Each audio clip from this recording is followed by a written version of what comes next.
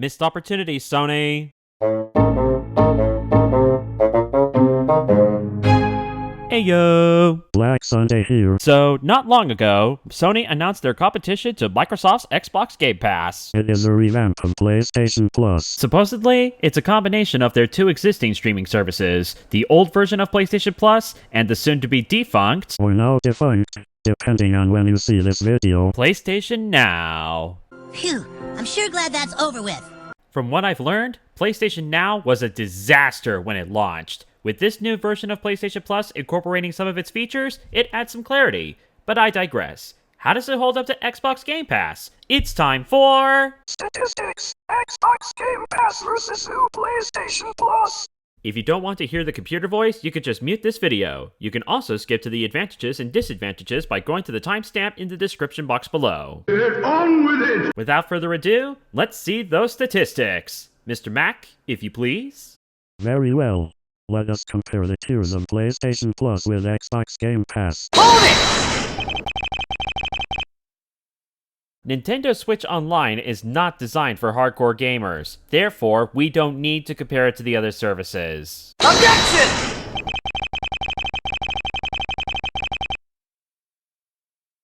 Let's add it into the stats then, just for comparison. Continue, Mr. Mac. Thank you.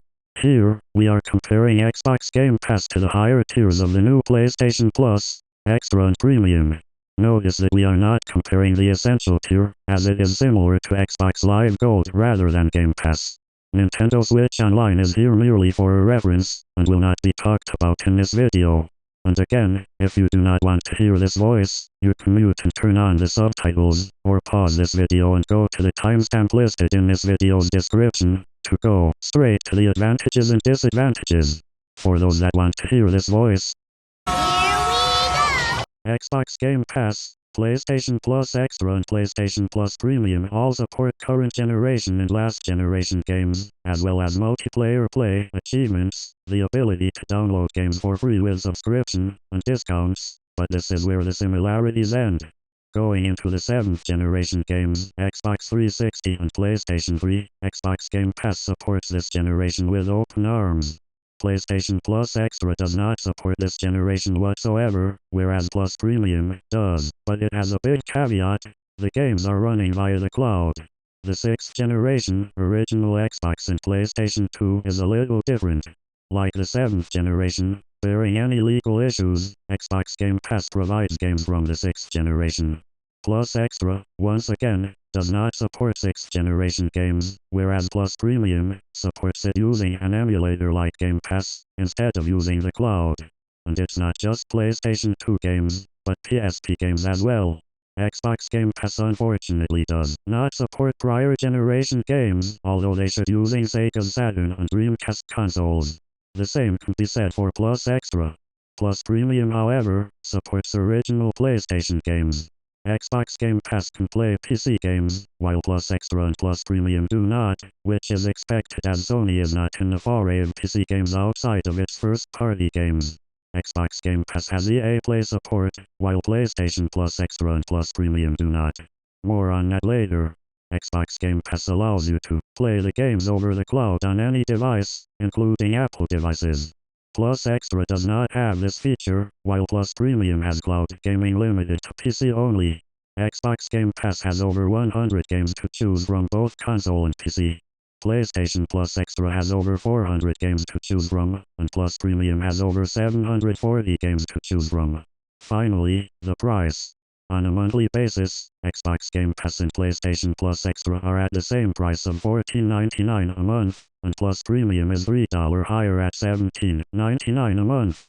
On an annual basis, Xbox Game Pass does not have an annual discount, thus stuck at $14.99 times 12, or $174.88. PlayStation Plus Extra has an annual price of $99.99, and Plus Premium has an annual price of $119.99. Is it over? Now that the statistics are out of the way, let's get to the advantages and disadvantages. Black Sunday? Thanks, Mr. Mac. Alrighty, let's get straight to them. Xbox Game Pass advantages. First, it could support games up to the original Xbox at no extra charge. Next, It can play both console and PC games, but more appropriately when you play them in the cloud. Games are also playable at launch whether they are Xbox exclusives or not. And regarding cloud gaming, it is supported on most devices, including Apple products to a degree. Compared to PlayStation Plus Premium, 7th generation games are played using an emulator over using the cloud, thus more reliable. Xbox Game Pass disadvantages. Fewer games are supported, mainly because there are fewer good Xbox exclusives available. Some games disappear after a while, which forces you to buy the games in order to keep them. And finally, no annual discount is supported. Altogether, this may hurt your wallet in the long run. PlayStation Plus extra advantages. It has more games to play than Xbox Game Pass across current and last generation games, and it is cheaper with an annual subscription over monthly. That's it? That's it. PlayStation Plus extra disadvantages. Unlike Xbox Game Pass, any game that is 7th generation or older is not supported in this tier. There are no PC games here either, other than its exclusive games that have already been sold for PC, like Final Fantasy VII Remake. And the big one? No games are supported at launch. You'll have to wait before they are released for the service. I want it now! PlayStation Plus premium advantages. It has significantly more games supported than Xbox Game Pass, and still cheaper annual-wise. And it supports games from the PSP and the original PlayStation, a port and a generation respectively, out of bounds for Xbox outside of re-releases, like Star Wars Episode 1 Racer.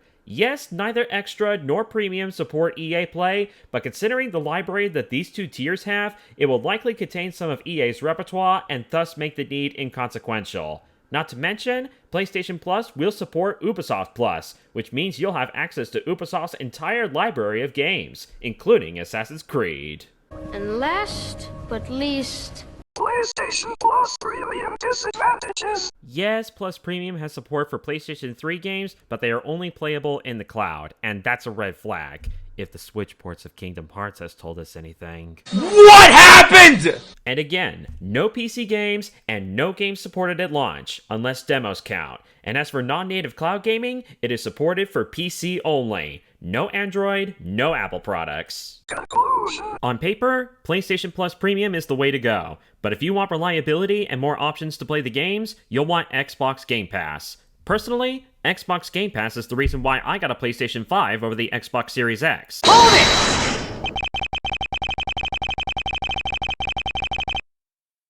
And now on to the main event. I wanted you to blow me out of the water, Sony. I really did. But when I checked out what the new PlayStation Plus was for the first time, I thought it was just okay. The cloud gaming doesn't help. What was I thinking to compensate for this? Well, I've got a great idea! I thought you, Sony, would release not one, but two streaming services. One for video games and one for movies and TV shows. The latter I would like to call Columbia Plus. Care to elaborate? Columbia Plus would be the direct competition to Disney Plus, Paramount Plus, HBO Max, Peacock, Amazon Prime, and especially Netflix. More on that later. Can it compete? Yes, it can. It can utilize movies from Columbia Pictures, like Ghostbusters and Spider-Verse, and its affiliates, TriStar Pictures, Screen Gems, and its independent arm, Sony Pictures Classics. It also has a good repertoire of TV shows, like Seinfeld and Rescue Me, never mind which channel it was on. Granted, the former is on Netflix and the latter is on Hulu, but if Sony wants to make money, they can take both of those shows away from their partners when the agreement expires. And Sony has something that hasn't been streamed yet, at least not to my knowledge, that could be a service killer. Do you know what would sell Columbia Plus? What? Every single episode ever produced of Wheel of Fortune and Jeopardy since 1981. Streaming these two game shows, especially during the 80s on Columbia Plus, can be a game changer. Pardon the pun. Let us reminisce in these game shows at their peak, even more so after the passing of Alex Trebek. And they don't have to stop there. They can also add defunct shows like Hollywood Squares and the $100,000 Pyramid. Objection! I mean the Dick Clark era of the show, not the Michael Strahan era. Sony, you own GSN. The cable industry is about to collapse, if it hasn't already. So bring your game show properties to the streaming age. Oh, sure, right. As for pricing, they could do it in a similar manner to HBO Max. $9.99 a month for experience with ads, hopefully TV shows only, and I'm looking at you, Peacock, and $14.99 a month for the experience without ads. And, in order to really sell it, they could bundle it with PlayStation Plus. I would bundle the first tier of Columbia Plus and PlayStation Plus Extra for $19.99 a month, or PlayStation Plus Premium for $21.99 a month.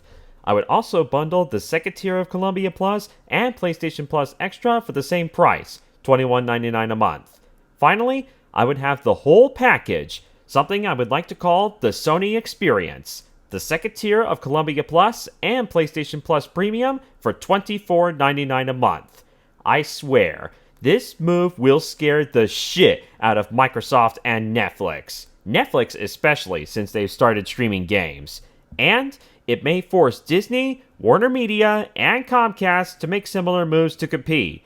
Not necessarily make game consoles per se, but stream video games that are under their name.